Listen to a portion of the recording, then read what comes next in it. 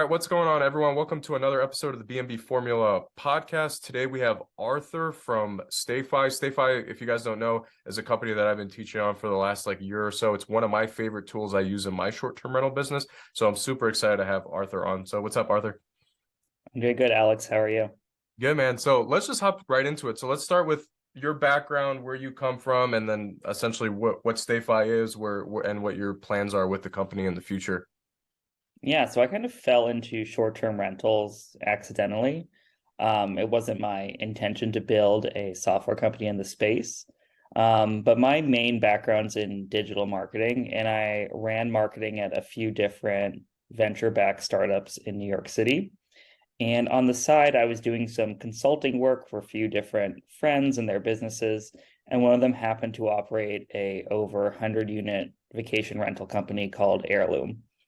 And they brought me in to develop a direct book strategy for them. When we started, they were 90+% Airbnb and then a smattering of other channels, almost nothing directly through their own website or, over the phone with them. So when I went to develop a strategy for them, the first place I started beyond just having a brand that people could identify with was how can we market to people that have already experienced Heirloom? Because it's going to be harder to go out into the wild and find new guests who are going to trust you as much as they may trust Airbnb or Vrbo or these companies that spend hundreds of millions of dollars on marketing across all these different channels. So people that have stayed with you are obviously the best place to start when it comes to rebooking directly. And it turned out they had no guest data or no ability to market to people over email or text message because very intelligently, Airbnb and Vrbo figured out that they shouldn't share this data with hosts or operators because they want to keep people on their own platform. Right. So my main goal with Heirloom was to help them develop a way to collect that data, not just from the booker, but the entire reservation group, because they had groups of 6, 10, 12, 15, 18 adults coming to a rental property, and they all were potential folks that we wanted to market to again. So my original intention was to just buy a Wi-Fi captive portal tool, very similar to what you've used at a hotel, coffee shop, airport. And it turned out nobody was offering this service in a way that worked for short-term rentals. So there are great tools out there for restaurants and hotels, but they're built for those types of locations. And there's lots of technical and feature reasons why they didn't work well in a short-term rental. So that's really how the idea for StayFi was born. So I decided to build a very simple version of the product for Heirloom, and they agreed that they would want to purchase it. And from there, that's kind of how the whole business started. And obviously, there are hundreds of thousands of other short-term rental operators that could use a similar tool to drive their direct booking strategy. Yeah, and I remember sitting down and reading .com Secrets 4 or 5 years ago when I first started in short-term rentals. And I mean, at the end of the day, a business, you being able to control your customer, your guest, your client is super important. And I remember reading .com Secrets, and .com Secrets, Russell's always like, you need to build a list, you need to build a list, you need to build a list. And outside of directly asking the guest for the email address, we have a property that can sleep 14 people. And I was like, I didn't want to lose out on okay, I get the person who's booking's email address, but I was losing out on, if I was sleeping 13 other people, all those other people's contact info. So yeah, I was very excited when I learned about StayFi, because at that time it was exactly what you said. There was no tools out there that I could just, it wasn't made for short-term rentals. You have to purchase it in bulk or get a bulk license or an expensive license. So for people who don't know, StayFi is essentially, at its core, you can correct me if I'm wrong, is essentially just an email marketing solution for short-term rentals, or email or text, SMS as well. Yeah, so I'd say core product we offer is data collection and marketing. So easy to collect data from everyone there. They have to log in through a branded splash page, which you can customize at a property level or a brand level, where, another place where people are marketed to and introduced, because most people that book on an OTA like Airbnb have no idea who the property manager is, especially if they are a multi-property manager and what their brand is and that direct booking is even possible. So we have to introduce this concept several times to the guest over the course of the stay for it to really stick. First we do it on the splash page, then we can do it via email and text marketing, and even digital marketing now, so that you're showing your brand off to those guests multiple times and they're learning about the value of rebooking and sharing direct booking with their friends and family, because you're typically going to get a better rate when you don't have to pay through OTAs all those extra fees that we know that they charge, which can be pretty high depending on the platform. And then the other side of StayFi, which has nothing to do with marketing, is all around Wi-Fi management, which is just an added benefit since we are a Wi-Fi tool. You can see the availability of Wi-Fi in properties. You can get alerted if it goes offline. And then we even have occupancy alerting. So we're counting how many guests are in a property and not just devices like some tools do, but actual people. So if they Yeah. log in on 3 devices, we count them as one person, and we can alert you if there's over occupancy. And that's integrated with a ton of different PMS software like Guesty, Hostaway, Hostfully, OwnerRes, where we're actually basing those alerts on the current reservation. So even if the home sleeps 10, Oh, if the awesome. reservation's for 6, we'll alert you if there's 10 people there.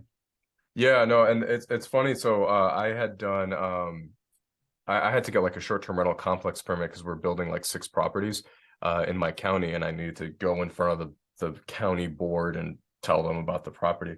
And in my permit or my permit request, I had mentioned StayFi and like exactly what you just said about the system will tell me if there's more than like if there's a party happening at the property or something. And I remember the people part of the board were like just mind blown that that was even a thing. And it was one of the reasons that they approved the permit was because StayFi was mentioned and what it could do and stuff. So it's very powerful stuff. It's like I always tell the students that are listening that at the end of the day, when it comes to getting a short-term rental complex permit or anything, you wanna convince the county or the city that you're going to be managing the property better if someone was living there long term. And that's one of those things we teach the students. And StayFi is one of those tools that I use for that. And I wanted to get your opinion on this. So I started using StayFi. Like we're building out our direct booking platform right now through Mark Simpson's company Boostly. But I've been collecting emails for the last 3 years. Like, do you think that's right that even if you don't have your direct booking site built out or anything like your website, do you still recommend people collecting that information? Because like in my opinion, like the answer to that question is yes, just because that's just data that you're leaving on the table from guests that have had a good stay with you. Yeah, I mean, even at a, rudimentary level, you can always push them to rebook you through Absolutely. OTAs like Airbnb and Vrbo if you don't want to do direct bookings yet or you're not ready to take that step. And there's nothing wrong with doing that. You're just leaving potentially some money on the table because you are paying those extra fees, and that's totally fine. Right. And we see a lot of people with especially one listing, it's just they're not ready to make that move, or they're busy with launching their second and third property, and it's just not the Right. number one priority, which we totally get. But they know that long term they want to develop a brand, and so data collection is key. The one thing I'll say is data can get stale. So you don't want to email someone that stayed with you 3 years ago and be like, Right. hey, remember this trip you Remember took? this random property? Yeah. Yeah, I mean, people typically aren't going to remember. So one of the things we really emphasize within StayFi, both through our tool and other third-party tools you can connect to, like a MailChimp, when it comes to email, is setting up automation. So you can make sure you send a series of 3 emails to everybody who logs into the Wi-Fi, just so you maintain, the brand awareness with the guests, so they aren't surprised when you send them a newsletter in the future because they've received some content from you in the past. Yeah, absolutely. Just staying top of mind. So let me ask you this. So this is more like I guess this is a selfish question, but I mean I think a lot of the students that are listening and watching will get some benefit out of this. So what is one of the most underutilized features that you don't see enough hosts using inside of StayFi?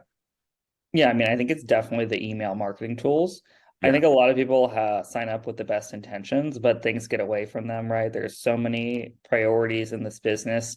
People often don't hire an employee till they're at like 20, 30 properties, which is just crazy thinking that one person is managing, 10 Yeah. to 20 properties by themselves, which I totally get, right? And so I really think it's just, we try our best to remind people to set certain things up and we make it as easy as possible, but just making sure you spend an hour setting up 3 emails, and that's all the time it would take, just so you are at least doing the minimum when it comes to following up with guests, because you'll find that even if you send an email 1, 2, 3 months out in an automated fashion, that those people will write you back or book directly on your website for another trip to your property, especially if they love it.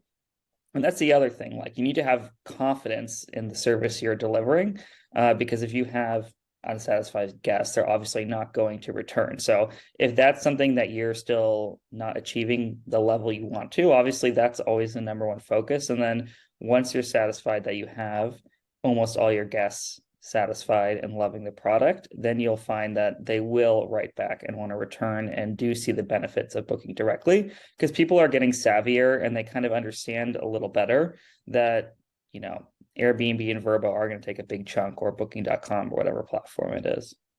Yeah, and when it comes to like a tech stack outside of like collecting emails, when it comes to the remarketing side of you actually using those emails. So when I first came to StayFi, we were just using MailChimp, but you guys ever since then have launched or partnered with a company that you guys are offering essentially saw like the marketing piece to it that's specific to short-term rentals, or at least the templates are specific to short-term rentals. Yeah, exactly. So we partnered with Campaign Monitor, which is just a competitor with MailChimp, where we have a white labeled version of Yeah. Campaign Monitor.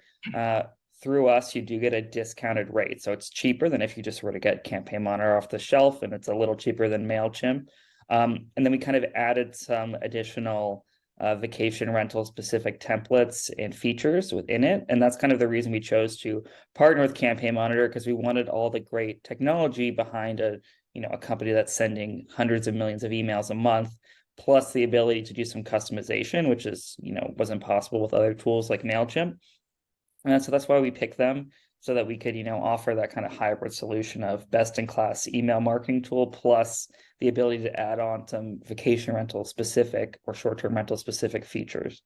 Absolutely. So say like now that you have the email and then you have either MailChimp or your guys's company that you partnered with, say that's set up, you have the emails. So what would you say are some of the best practices on handling these emails? Or say, I know you guys collect phone numbers too. You can collect phone numbers through StayFi as well. What are some of the best practices on either email blasts, best time of the year to push out these types of marketing emails, or just to reach out to the guests? I know I'd watched a podcast episode you were on that you mentioned that even following up outside of just following up with messages after the guest stays with you, also following up with email just to stay top of mind and checking on them is super important as well. Yeah, so you can think of the flow or the guest journey, right? Even for the booker. After they make the booking, and maybe before then, you're communicating via automated messaging through your PMS, Hospitable Hostway, or whatever. Then you may have some pre-check-in message, arrival message. Sometimes they may have even a follow-up message where you can prompt them to hopefully book direct with you in the future, although that's not possible through every channel. You can think of where StayFi comes in as really during and after the stay, we're opening up the world to communicate not just with the booker, but that whole party. And then you want Right. to think, what journey of messages do I want to subscribe these new guests to? And within MailChimp, that might be called a drip campaign or automation. In our tool, it's called an automation, where when the guest subscribes, you will trigger them a message. Now, if they're in the property, right, that's going to be when they subscribe. The message should be providing something of value that's relevant to the stay. Mm. So this is a great place to highlight if you do have a guidebook for your Yeah, property, that's like a digital phenomenal. Yeah. guidebook. Great place to link to that for guests. And there's a ton of great products out there, like TouchStay or Folio or Hostfully has a guidebook product. So you can link there. If you don't have a guidebook, obviously you can link to a PDF or other services you may offer during the stay if you do offer any upsells, which we see a lot more hosts getting into that business because they Right. realize that adding on these services during the stay can be a great way to increase the revenue per booking. So really advertise those local recommendations, things that you about the property that are specific that you want to highlight. And then, of course, put a plug in for if you want to come back, here's how you can contact me to book directly. So if you don't have a website, you can ask them to reply or email you to book the property again to do kind of more of a manual transaction. Or, of course, you can send them to the website. And then typically you can schedule another email post stay, so maybe in 7 to 10 days, thanking them for staying, again, reiterating how they can book again directly. And then you can even enroll them in another email like a month out that may feature reasons to come back to your destination. So, like, these are the top events where I host, or if you're a seasonal, like a ski destination, like reasons to come back in the summer. It's kind of that's where it's really more catering to your story as a business or your destination or reasons to return or check out these other 4 properties that we manage here. So, Yeah. then you can start getting more creative about the content, but I definitely recommend having at least 3 emails that are automated from logging to the Wi-Fi for the first time, then to at least a month out. And then once your email list gets to around that, 2 to 5,000, and really depending on types of properties you manage, that's when I would consider starting a monthly newsletter, which can be pretty basic, highlighting, again, events, reasons to return, discounts, new properties, new launches, blog posts, any content you're creating. I'd say for smaller property managers, I'd really lean into the local, like you're a local business, you're a family run business, whatever it is that you think you have a kind of a niche angle that Mhm. differentiates you from a huge, national player with 40,000 listings, right? So Right. what makes you local and special and that extra level of service? Or if you're bigger and maybe you're a little more corporate, then you can lean into more like satisfaction guaranteed. We have these standards. We also manage properties, and you can spin a story that makes sense for you there. So I really think leaning into the kind of like what your strengths are in those monthly newsletters is going to be super valuable. And then obviously measuring ROI, we can talk about too. But that's just some general overview of how we recommend people approach email marketing. Yeah, I mean that's huge talking about like just plug like the first thing I think about is like if the best time to rebook the property is if a lot of times when you're at the end of your stay you're already thinking about okay like if it's someplace that you frequent like we're in a destination city here in Asheville, North Carolina, but it's like you think you when you're checking out you think about okay like when's if I frequent here when's the next time I'm coming back, and I can't think of a better time that someone can book the property again is when they're about to check out again. So it's almost like it's like when you're at the doctor's, like they're scheduling your next appointment by the time you're leaving the doctor's office. It's the same idea there. Yeah, that's Especially if you're interesting. in a really high demand place where things get booked out way in advance, kind of like if you want to come back to, you know, this home next year, like you better book it now because it might be full, right? So Yeah, there's also, I'm sure you've been on, booking.com where they're like 17 people have booked this property and you're like, oh no, they're going to run out of rooms, right? There's all those right. little techniques that websites use to kind of increase the feeling of urgency, Yeah. that I need to reserve this now if I want the same property again.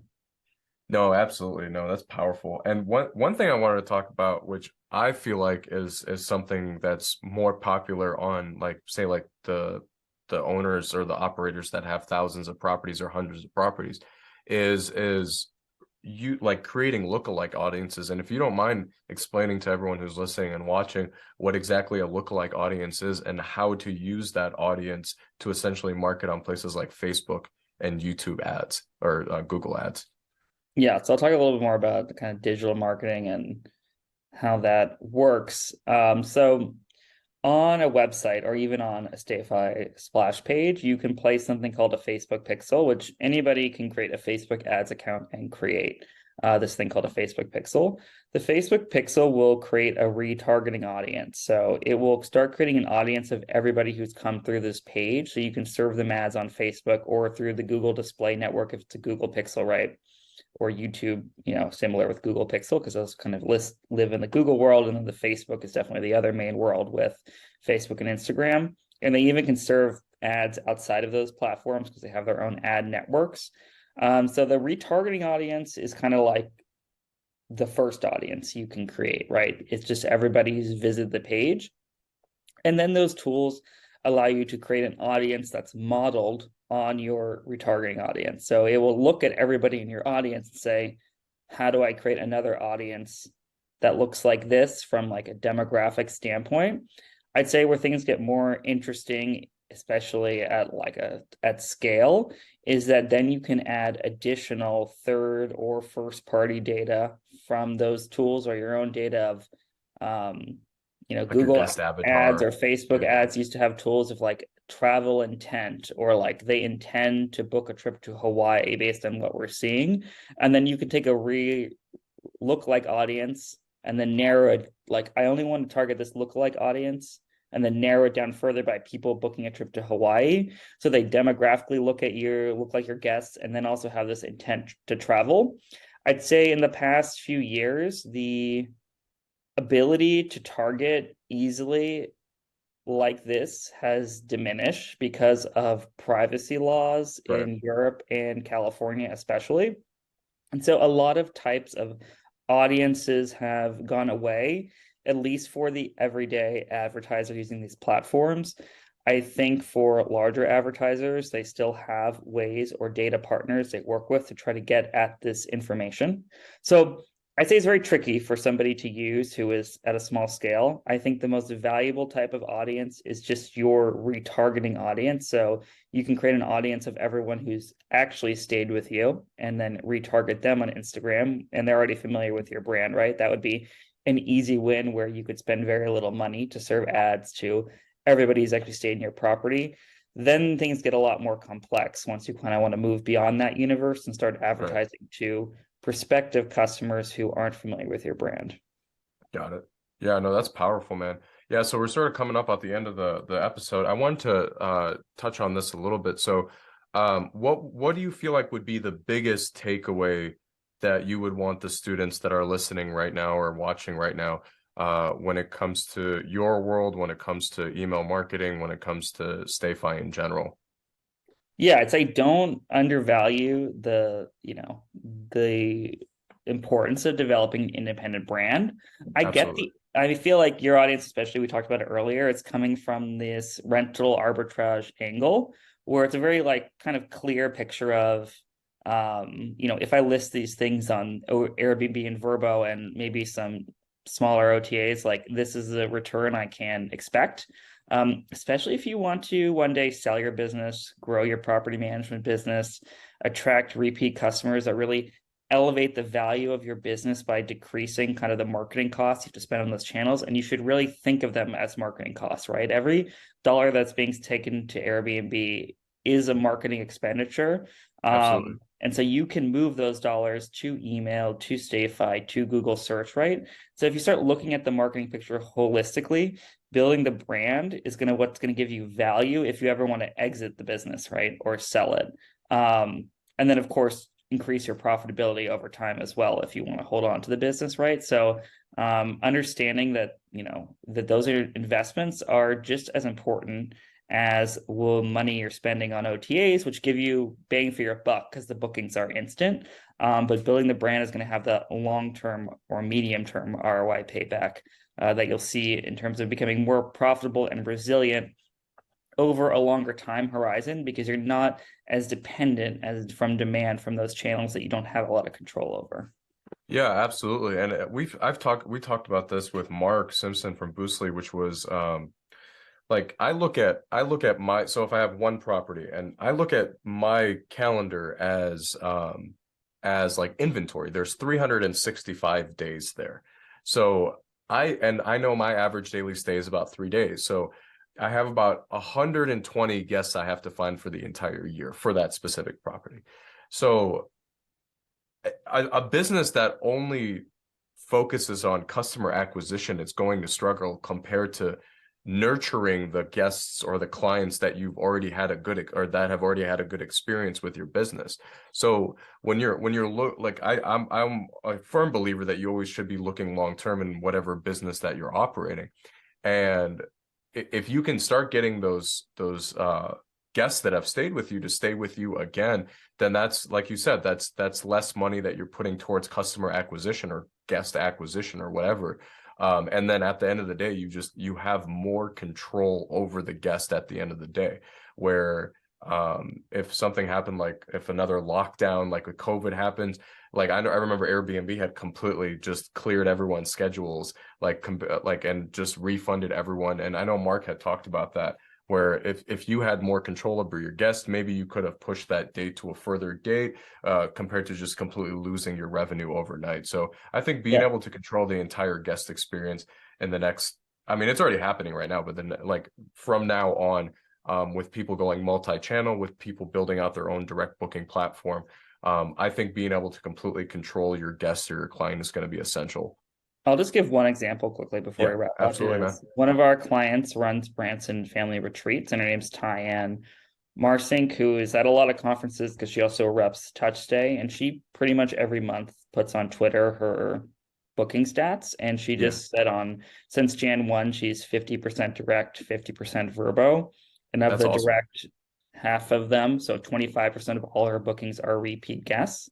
Um, so like juxtapose that to somebody whose business is 90% Airbnb, where in her market, she would consider Airbnb guests typically shorter stay, lower quality than a Verbo guest, which maybe is a little higher end, or a family. It just in the demographics of her market, right? Which obviously Right, varies a lot by place. So I think a lot of times people don't know that that's even possible, or that people are achieving stats like that when they've been working, this business for, more than 5 years easily.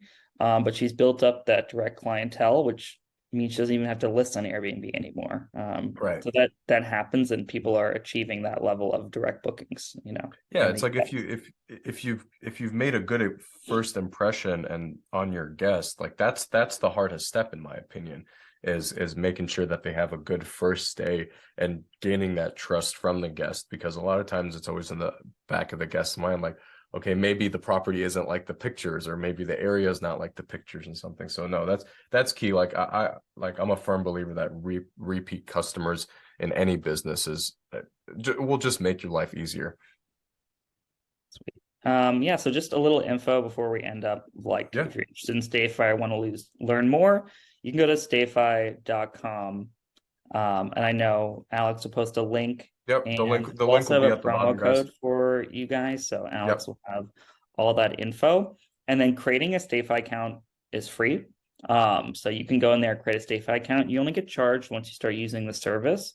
So it explains in there how to get started. You do have to purchase a device from us called an access point, and it goes through all the steps to create a splash page, set up your properties, connect your PMS or device. So all that info is available once you create an account. Yeah, guys, and like take it from me, it's very plug and play. Like I've been using StayFi for close to 3 years now. Very plug and play when it comes to these I just say a little white disc that arrives, the little white disc. But yeah, man, no, I'm again, it was a pleasure having you on. And yeah, if you guys have any questions regarding anything, are you on Facebook? Are you on LinkedIn? Are you on Instagram outside of just running StayFi on a Definitely, you day-to-day can connect basis? with me on LinkedIn. Yeah, And cool. then if you have general questions, we have support at stayf.com. Sweet. And they will get back to you if you have like especially questions like what do I order? Yeah, yeah. How do I make a How splash many page? do I Or like get? what Yeah, works yeah. well, you can use that email and they'll assist you. Sweet. All right, guys. If you guys have any questions, again, reach out to me as well, just because I've been using StayFi for like 3 years now. But again, Arthur, it's been a pleasure, and I will see everyone next week. Thanks. Alex.